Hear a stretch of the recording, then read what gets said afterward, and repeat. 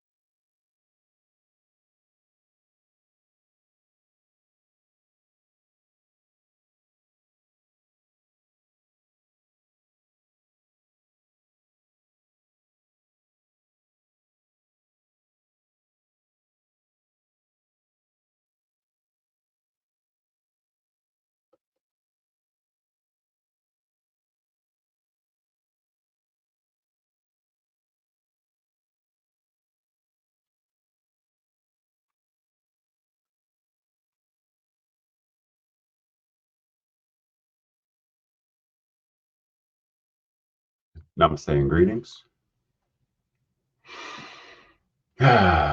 Breathe. There's so much going on in the world. And so today we are talking about inner illumination. Linguistic convenience, but inner illumination. Diwali, also known as the Festival of Lights, or Diwali, known as the Festival of Lights, is a Hindu tradition that symbolizes the spiritual victory of light, goodness, knowledge over darkness, evil, and ignorance.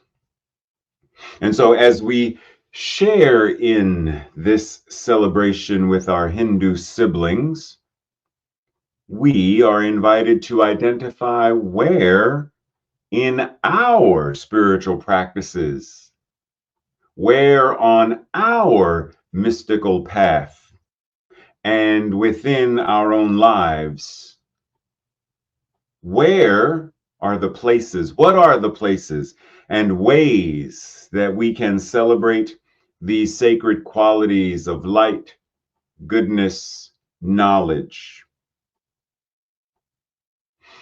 Breathe. These sacred qualities of enlightenment, compassion, joy. Because if we're going to truly celebrate and honor this thing called illumination as we glow up, then it's got to be all of it. It doesn't serve any of us to have all this great knowledge but no joy. To have all of our physical needs be met but to feel no gratitude. So it's got to be all of it, all encompassing. So officially, we celebrate, or our Hindu siblings celebrate on October 20th this year. And once again, it is a celebration that focuses on, that represents and symbolizes this idea of victory. Pause. Because victory almost sounds like there's a battle. That's why I said linguistic convenience earlier. So rather than victory, it symbolizes the energy of Dharma rather than, not over, not victory, but Dharma over adharma. Light over darkness. Light rather than darkness, quote unquote. Light balanced with darkness. Good rather than evil. There is no evil, not within science of mind. So understanding consciousness that creates what we would refer to as evil. And the idea of knowledge over ignorance. And we're going to talk a little bit more about this idea of ignorance and what it represents in a more encompassing way. Because oftentimes we talk about ignorance and it's a real basic explanation or way of expressing the idea. But once again, we are reminded enlightenment is not about becoming divine. Rather, it is about becoming more fully human. And in so doing, we put an end to ignorance. Ignorance, a lack of comprehension, a lack of experience, innocence, to be unenlightened, foolishness, and stupidity. All of these fall under the umbrella definition of ignorance.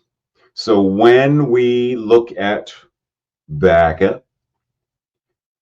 Becoming more fully human, it is the end of ignorance. Are we saying that it is the end of innocence? No. Are we saying that it is the end of lack of experience, that everyone's automatically a master of? No. Because if I've never played the piano before and I go to take a piano class, in that moment, I am ignorant of how to play. I have a sense of innocence in my lack of, right? So it's finding that balance in terms of, or application in terms of, when I'm referring to the end of ignorance, what am I talking about? And even if it's quote unquote stupidity or foolishness, even that, what exactly, clarity of communication, what exactly am I referring to? One of my favorite mantras that I learned many, many, many years ago and was overjoyed when I heard it as a choral piece during the Matrix, blew my mind. It's probably one of the reasons why I love the Matrix so much, but blew my mind.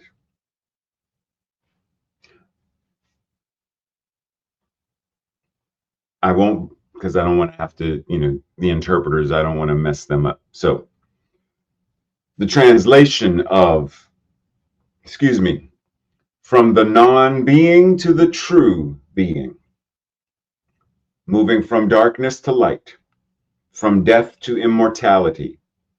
Om, peace, peace, peace. Or as the other translation says, lead us from the falsehood. Lead us from the falsehood to the truth. Lead us from the darkness to the light.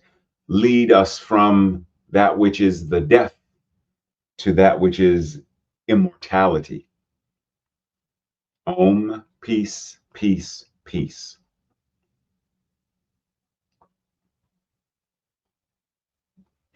What does it look like in our lives? Because once again, for linguistic purposes, we understand that the darkness in and of itself is not bad or to be vilified.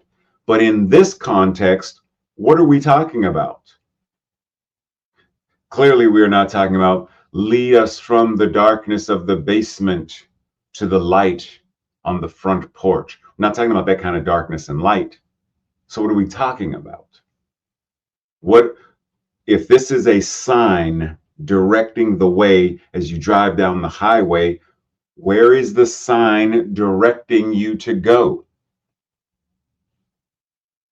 Next exit, rest stop. Where is that sign? Oh, it's directing me to go to the rest stop if I need the rest stop. Next sign or next exit, gas, lodging. It's directing me to gas and lodging. This is a sign pointing the way. What is it pointing to? Light in your mind is truth. Light in your heart is knowledge. Light in your soul is wisdom. Light in your life is God. Breathe. Now, one of the things, if you know me, I love the whole archetype of Star Wars, many other films, but Star Wars.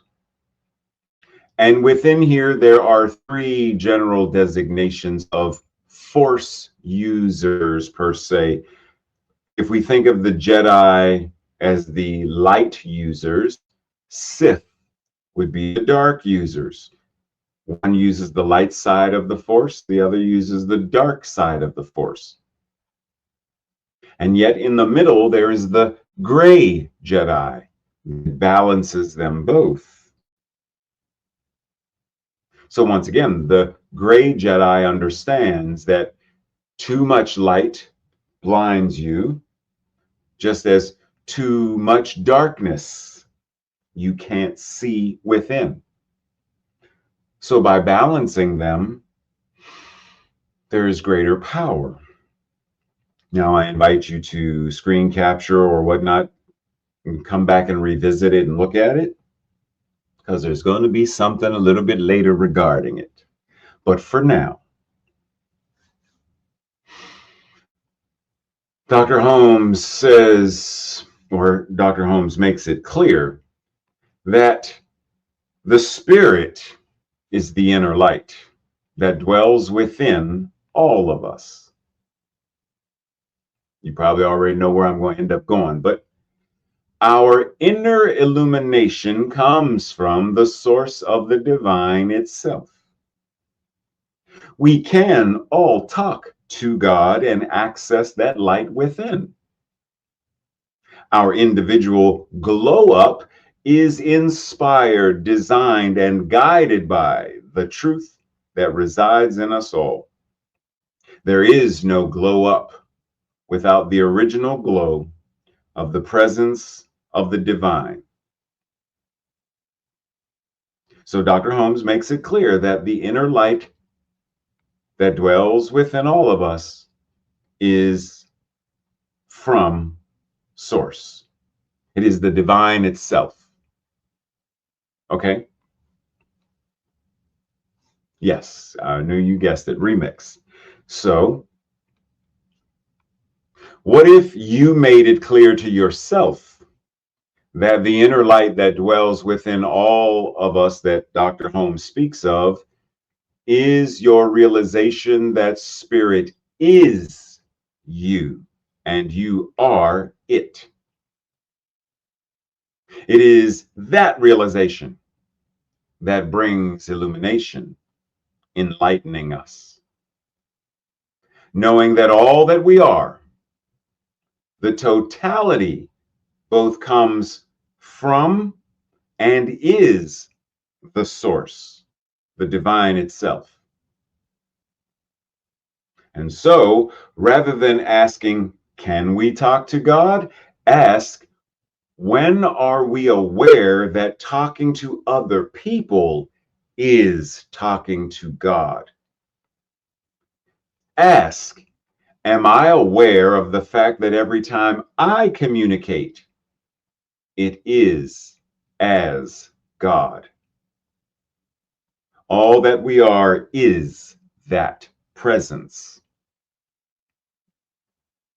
which means that inner light that dwells within isn't simply within. It is within and without, expressing outwardly. It is around, above, below. It is all that we are. Do we have that realization?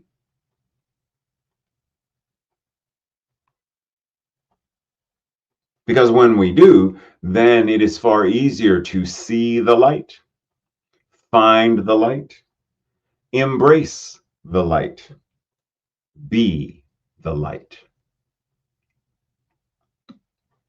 Be the light. In what way are you invited to be the light? What is your practice to embrace the light? And let's talk about this concept of what light symbolizes. Various concepts such as truth, wisdom, enlightenment, life, divinity, hope, and goodness across all various diverse cultures and religions. Light symbolizes these and many more things. It represents the absence of darkness, the removal of ignorance, sin, and chaos, while embodying divine presence, spiritual knowledge, and traversing a path to higher consciousness. Light also signifies purification, spiritual awakening, as individuals, quote unquote, see the light, which gives them the ability or gives them access to understanding hidden truths and to be able to find guidance. So when you are being the light, it means you are being truth. You are being wisdom. You are being divinity and hope, etc. It is what you are being, not simply things we do, not simply adjectives that describe us, but it is the very essence of our being. Breathe.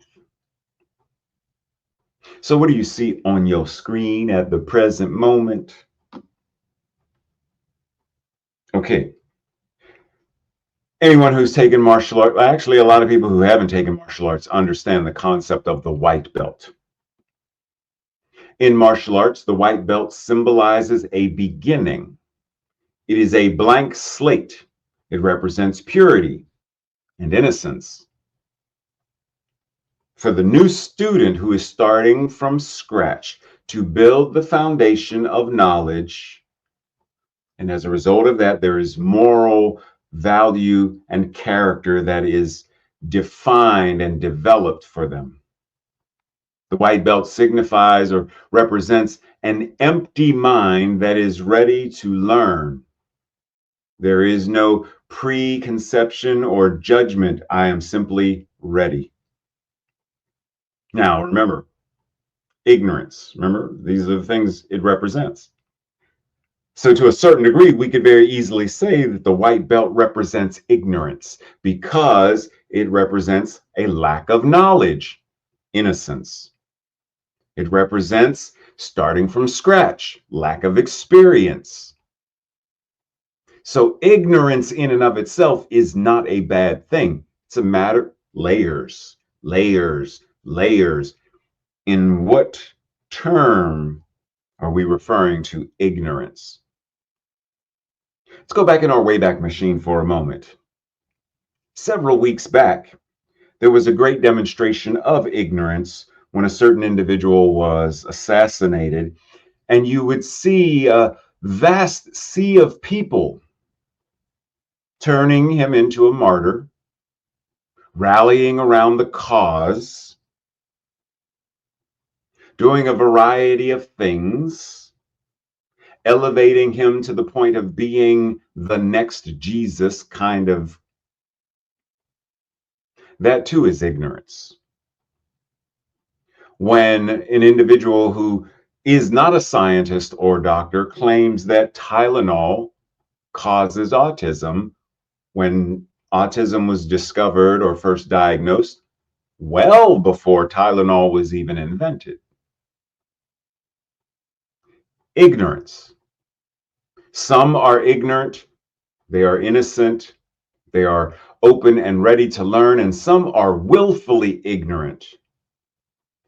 I don't want to know the truth. You can't handle the. Oh, I had a Tom Cruise, Jack Nicholson moment for it. Whew.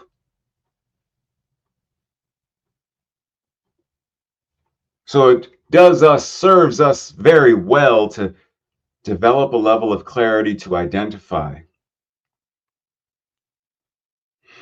As my brother from another mother, Travis, shared with me a couple of weeks ago as well, in order to avoid being willfully ignorant or remaining ignorant when I could choose knowledge, let me choose not to jump to confusion. Note I didn't say jump to conclusion. No. Let us not jump to confusion. Because when we do that, we are demonstrating a level of ignorance. As Lao Tzu said, the journey of 1,000 miles begins with a single step. Whatever it is we are learning, whatever it is we are writing on that blank slate, whatever it is we are putting into that empty cup, it starts with the first drop, the first block, the first note. It starts with a first something. Then, like the series of dominoes, the progression continues. And then mastery is the result if we have invested in it in such a way that mastery is the result. But the journey of 1,000 miles isn't fold your arms, blink, twinkle your nose, and kapow, I'm there. Begins with a single step.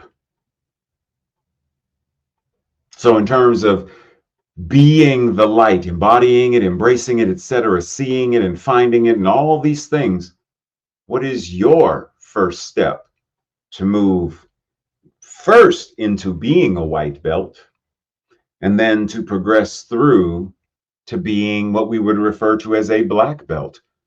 What is that for you? How do you move through studying and practicing so that you develop a degree and level of mastery of self, mastery of spirit, mastery of manifestation? Dr. Holmes says, there is a power and a presence in the universe which responds to us so completely and so perfectly that we shall be amazed. We shall be amazed when we realize how completely and how perfectly. But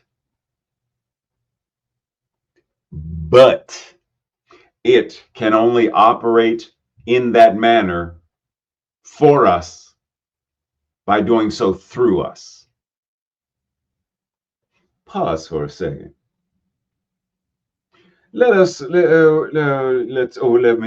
use the Sharpie as an example. The Sharpie has the ability to write, not of its own volition. It must be utilized. And yet the Sharpie in and of itself has the potential to be used to draw, to paint, well, not paint, but draw, to write, etc., to create. But it can only do so based upon how I use it to do so. Do I use it to sign my name, my new upcoming book? Doing signature autographs for folks. New book, your EKG, your equivalent knowingness of God. I'm signing books. Or am I using it to draw an eye?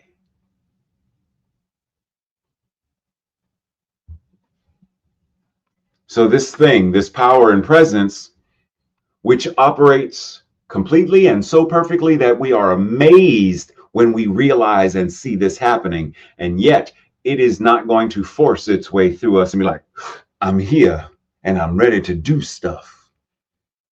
It's there.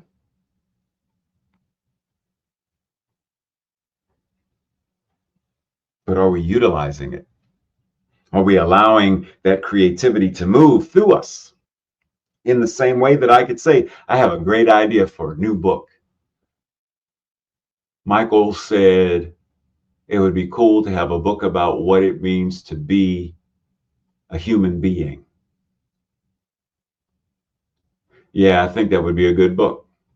I got several ideas of what I'd even write about. But if I never sit down and start, whether it's writing longhand or typing or dictating, chapter 1, if I never do, then it cannot move through me and show up so completely and so perfectly in a way that I am amazed. So we go on. Our communication with God must of necessity be and always remain an inner light. We communicate with the indwelling God. We gonna remix this, remix it, remix it. Are you ready? Then let's remix. There is a power and a presence expressing itself as the universe, which includes us. And that is why it responds to us so completely. And the more we practice active use of this spiritual muscle, the more perfectly and skillfully will be both the use and the response. But like a piano or a recipe, it can only operate in that form for us by going so through us and as us. Our communication as God must of necessity be and always remain as truth and principle, because we communicate as the all-dwelling God. Breathe.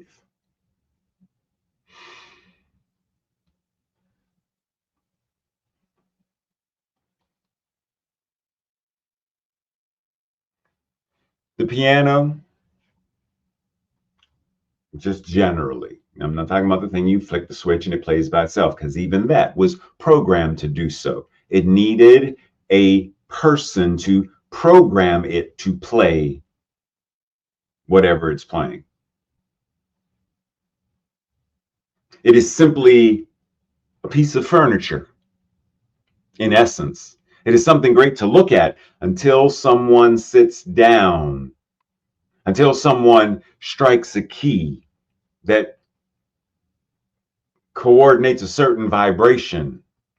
That vibration is a sound. That sound we call a note.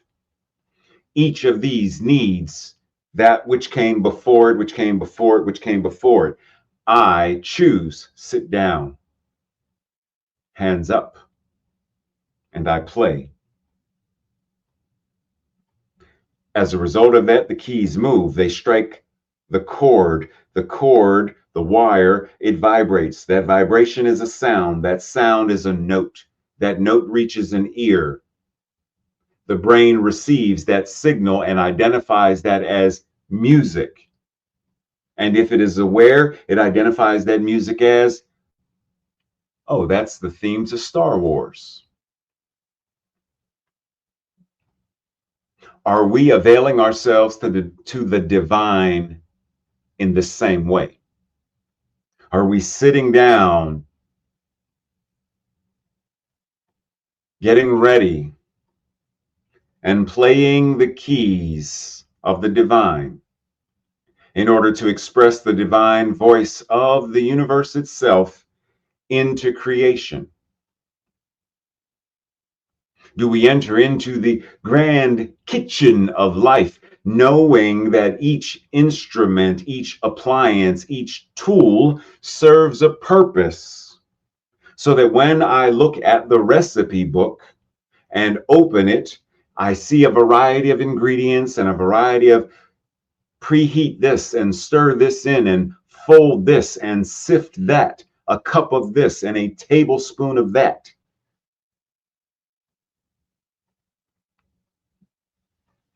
Taking it in.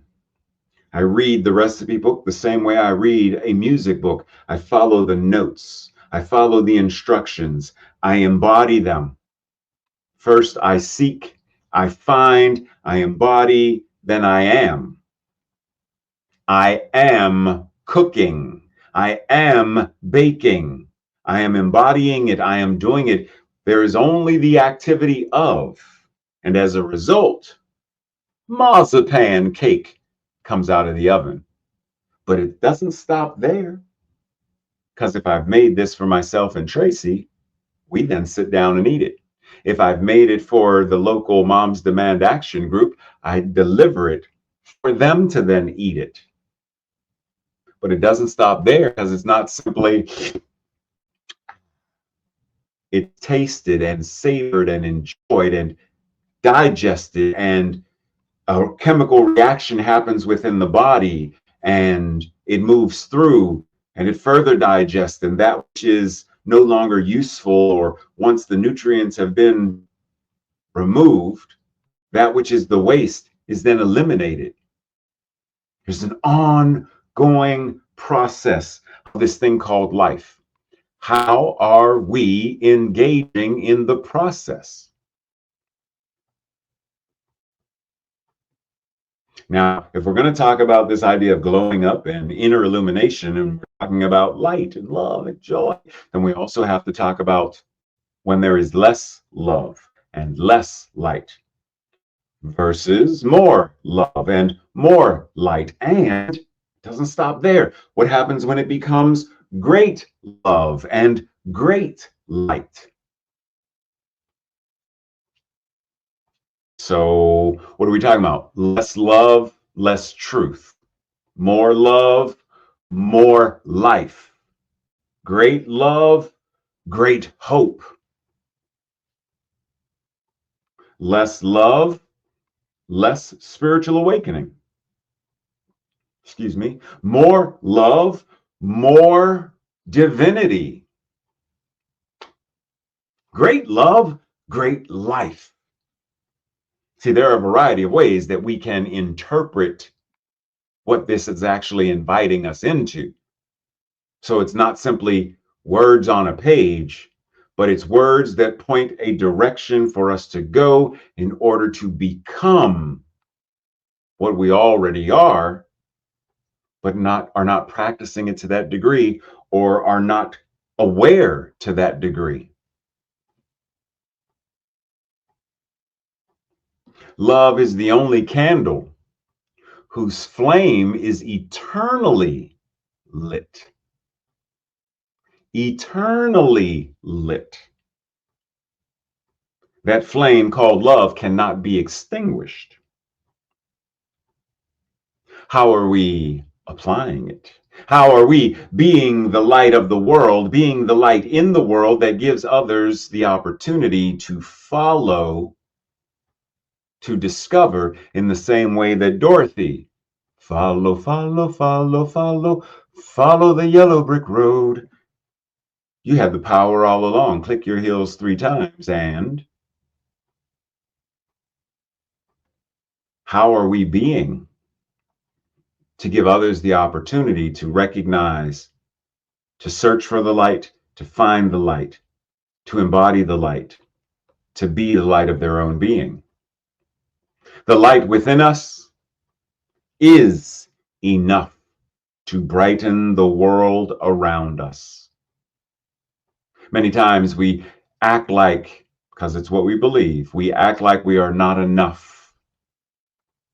I'm not a good enough father, a good enough son, a good enough minister, a good enough brother, a good enough friend, a good enough artist. And so we strive, yet the light of our being is enough to brighten the entire world around us. How are we letting that light shine? Especially considering the light at the end of the tunnel is inconsequential when you are living, moving, and having your beingness with your own light being turned on and turned up. Right? We talk about don't give up, don't give up, don't give up the fight, don't give up hope. There's a light at the end of the tunnel. Yeah, there's light at the end of the tunnel, but I'm in the middle of the tunnel right now. I don't even see the light yet. Or I see it as a faint speck, looks like a star in the sky. But where I am right now, I'm in the dark. But what happens when I recognize my divine inner light? Then it shines wherever I am, because it is what I am. Then the light at the end of the tunnel becomes inconsequential, because the light right here is enough to light, to illuminate the world around me. This is why Yeshua said, be a light for all to see, and that you are the light of the world. A city on a hill cannot be hidden. When you shine your light, nothing can hide it or dim it. Breathe.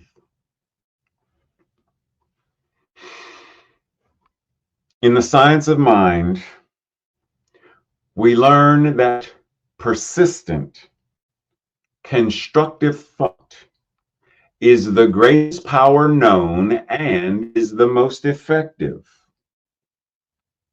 If the visible effect in our lives is not what it should be, it is not what we desire it to be.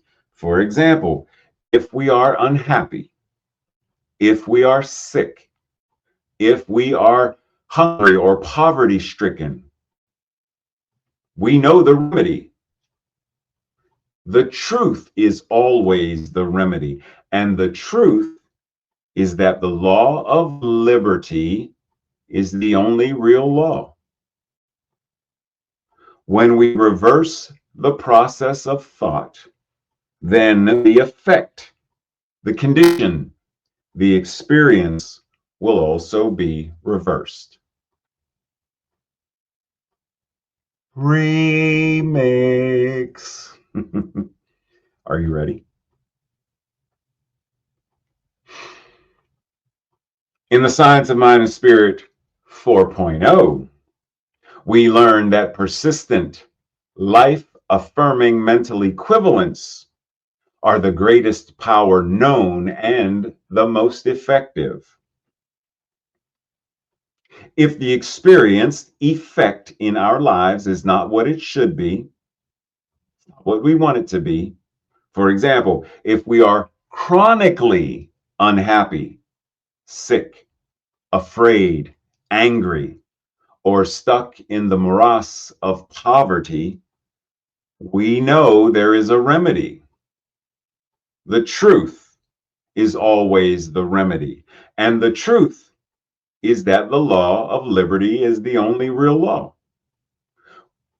When we correct the process of creation via our mental equivalents, individually and collectively, the effect will also be altered accordingly. As within, so without. As above, so below. Breathe. What do you see happening on your screen right now? What is this? What is this representing? Oh, winter time, it's snowing now. I do not like the gray snow. I like the snow when it's fresh and white. Tracy likes it when it's out of sight. So yes, we understand. But did you know that salt, it doesn't melt the ice?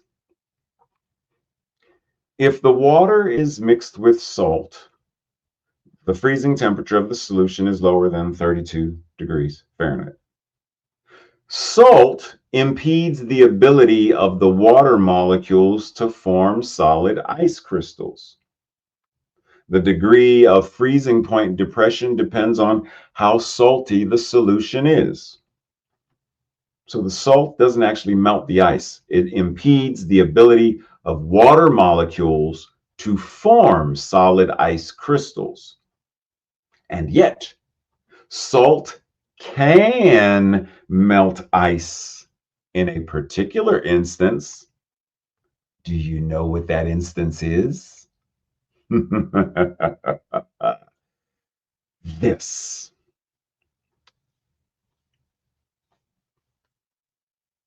So what do you see? Another form of ice. Whether it's fascism of Hitler and that era or the fascism of today, nonetheless, there are lessons to be learned regarding tyranny. And for this moment, our lesson comes from another brother from another mother, Reverend Ogun Holder, who posted several weeks ago. And he mentions, Happy Sunday. If the sermon at your church or spiritual community isn't addressing the attempted fascist takeover of American cities, especially if it's your city, it might be time to find a new church. Unless spiritual bypassing is your thing. Also, I see you, Chicago. So in this instance, SALT, which stands for Standing Against Legalized Tyranny, can melt ice. It not only impedes it from being able to do what it does, but it also dissolves it. And let's take it an even step further. So, when we are spiritually aligned and living transformatively, then this thing called tyranny, this thing called fascism, not only is alleviated, it's eliminated. See, we don't simply want the disease or disease to go into remission. We want it gone so it doesn't exist at all anymore. Other than being able to read about it in a medical textbook or read about it in a history textbook or whatever, other than that, it no longer exists. In the same way that a Tyrannosaurus Rex no longer exists. Yes, we can go to the museum and see the bones. We can look in books, and yes, we can see movies called Jurassic Park. I had a brain fart. Jurassic Park. We can see dinosaurs there. I think there's some at Disney or Universal Studios. Yeah, I think it's Universal Studios. They have a Jurassic Park themed something, I think. So, but the actual living, breathing animal is no more. Are we ready to encourage fascism to become extinct? The Science of Mind and Spirit 4.0 gives us the means to put the power of our illumination to use in dynamic and life-affirming ways. Ways that give others the opportunity to see and feel the truth, which gives them the freedom to access their illumination as well. Because we glow up, we show up as the body of love, justice, equity, and liberation. We drive out the lies with the truth, hate with understanding, violence with compassion, and ignorance with wisdom. How we live is the gospel we share. Our lives are the sacred texts that we offer the world to read. We have everything that we need to create a world that works for all. The question is, are we ready to gather and make it so? Breathe. This week's affirmation, our declaration, I will say it first. If it resonates with you, I invite you to repeat it with me the second time. My spiritual practice is lit. Lit meaning life affirming, impactful, and transformative. So I'm gonna do it one more time. Do it with me the time after this time. Time after time. Do it with me the third time. This is number 2. My spiritual practice is life affirming, impactful, and transformative. It's lit. Together. My spiritual practice is life affirming, impactful, and transformative. It is lit. And so it is. Yeah. This week's Thursday night study group questions or your own personal journaling questions. How might I reword the code of the Gray Jedi to sound more like science of mind and spirit? What might be some of the benefits of speaking more directly rather than symbolically regarding both the light and the darkness?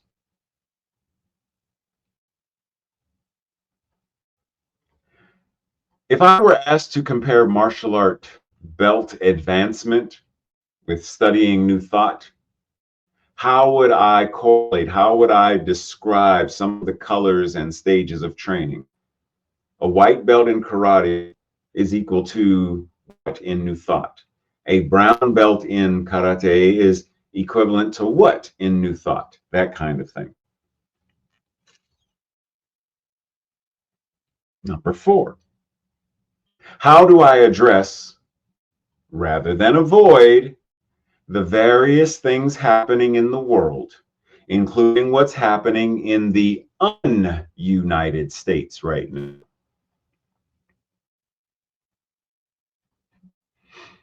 What do I think New Thought could do more effectively to change the current status of the world and of the ills that we are witnessing and feeling and experiencing? And lastly, what does having a lit spiritual practice have to do with such things as ice and salt?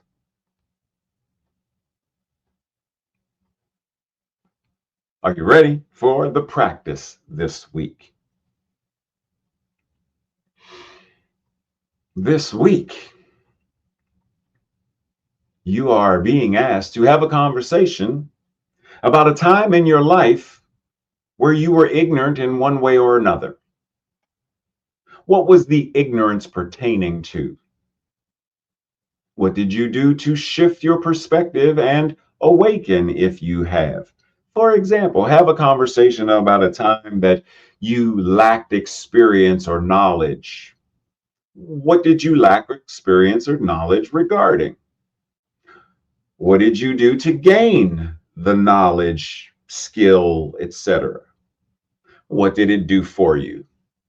That kind of thing. Excellent. And so now we anchor into that energy in that space we refer to as prayer. Simply recognizing that which is the divine, the infinite source, the balance of both light and darkness, the up and the down, the right and the left, this infinite thing that expresses as duality, the divine duality, is still the infinite oneness. And it is from this awareness of the oneness that we live, move, and have our beingness, that we embrace and embody who and what we are as the oneness, expressing as the divine duality.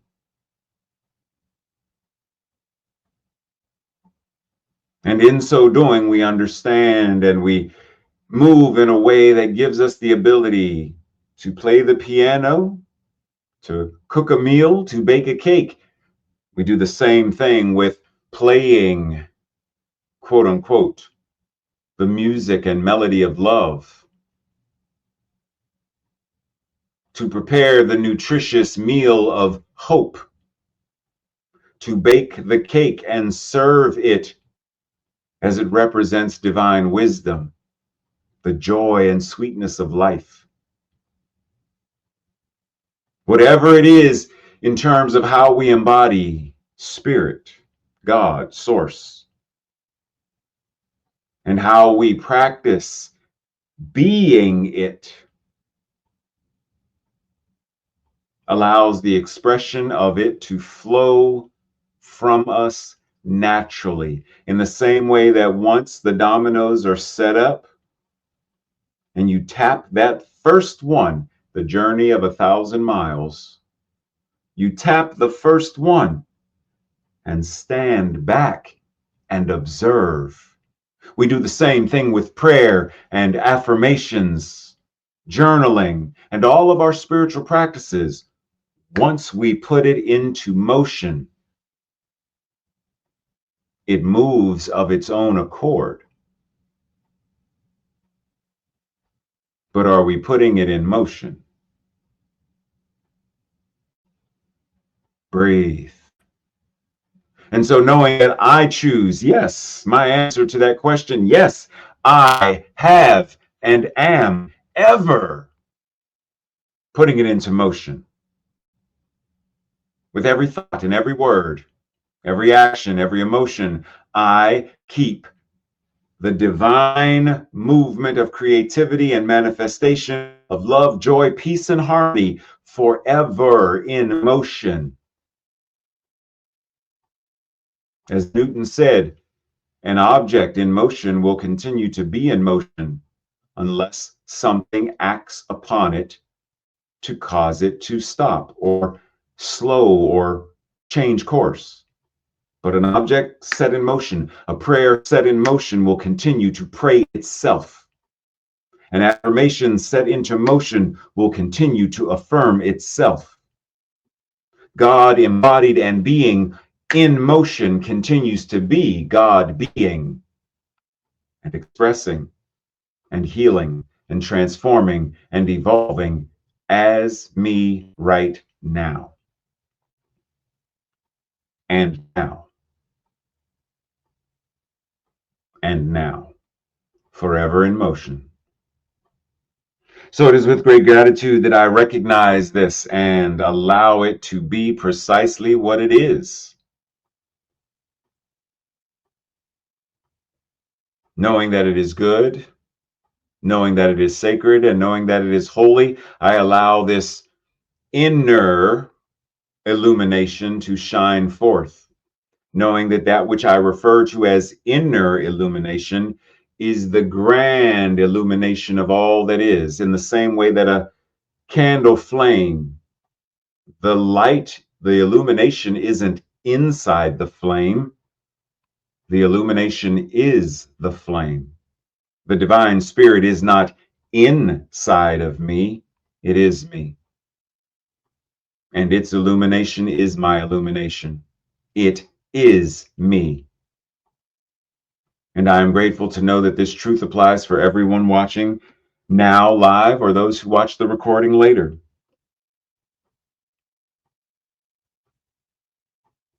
And so as we close this chapter of the gospel of our lives, we know that the next chapter begins. Pen in hand, expressing, writing, crafting, manifesting, word by word, paragraph by paragraph, page by page, chapter by chapter. That which we are living is the good news, because we know who and what we are. And so it is.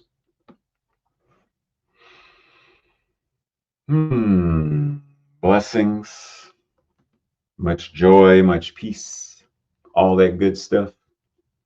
And as usual, I will see you either sometime during the week or right here next week as we talk about a topic that triggered me in a very different way.